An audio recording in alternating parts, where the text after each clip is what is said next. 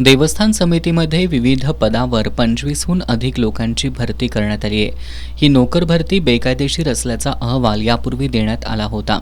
या नोकर भरतीमध्ये मोठा भ्रष्टाचार झाल्याचा आरोप ठाकरे गटानं केला असून संबंधितांवर फौजदारी गुन्हे दाखल करण्यात यावेत अशी मागणी करण्यात आली आहे। प्रभारी जिल्हाधिकारी संजय शिंदे यांना या मागण्यांचं निवेदन देण्यात आलं।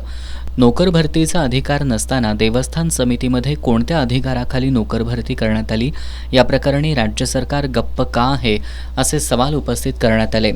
राज्य सरकारनं याबाबत चौकशी करावी, अन्यथा न्यायालयीन लढा लढण्याचा इशारा देण्यात आलाय। ठीक आहे, तुम्हाला गरजेनुसार कामगार लागतायत, वरिष्ठ तिथं लागतायत, तुम्ही ठोक मानधन घ्या ना। तुम्ही लोक मिळतात तुम्हाला कॉन्ट्रॅक्ट बेसिसवर। कायम करून तुम्ही जो चुकीचा पायंडा पाडला आणि बेकायदेशीर नोकर भरती केल्यात, त्यात 100% मोठ्या प्रमाणात भ्रष्टाचार झाल्याची शंका नाकारता येत नाही आहे। म्हणून या सगळ्याचा ओळख झाला पाहिजे की कोण लोक आहेत त्याच्या मागं, प्रशासनातले कोण लोक आहेत, पदाधिकारी कोण आहेत तिथं, आणि एका वरिष्ठ अधिकाऱ्यांना तुम्हाला हा जर अहवाल देऊन तुम्ही धुडकून लावत असाल म्हणजे कायदा धाब्यावर बसून तुम्ही नोकर भरती करताय।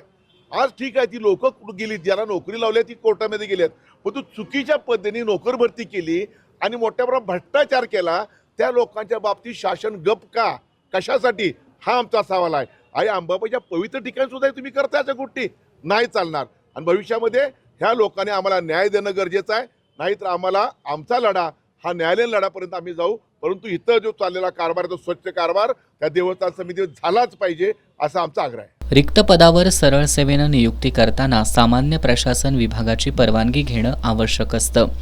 त्यानंतर नोकर भरती करताना त्याबाबतची जाहिरात वृत्तपत्रात प्रसिद्ध करावी लागते। मात्र या कोणत्याच गोष्टी देवस्थान समितीनं केल्या नसल्याचा आरोप करण्यात आलाय। यावेळी ठाकरे गटाचे कोल्हापूर सहसंपर्क प्रमुख विजय देवणे, उपजिल्हा प्रमुख अवधूत साळोखे, हर्षल सुर्वे, शशिकांत बिडकर, स्मिता सावंत, मंजित माने यांच्यासह कार्यकर्ते उपस्थित होते।